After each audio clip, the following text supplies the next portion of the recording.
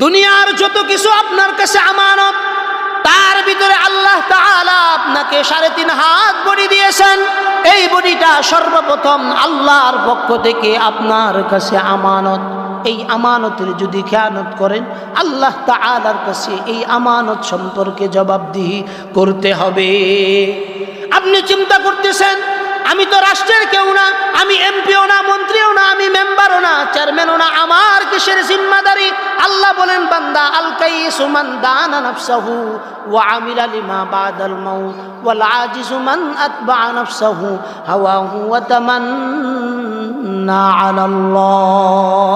আল্লাহ বলেন, রাসূল আমাদেরকে তানবীহ, সতর্কীকরণ দিয়েছেন যে তোমরা ওই সময় জ্ঞানী হইবা, বুদ্ধিমান হইবা, যখন দুনিয়ার হায়াতটাকে আখেরাতের হায়াতের কাজের মধ্যে অতিবাহিত। দুনিয়ায় আসো কিন্তু পুঞ্জি অর্জন করবা কোনটা?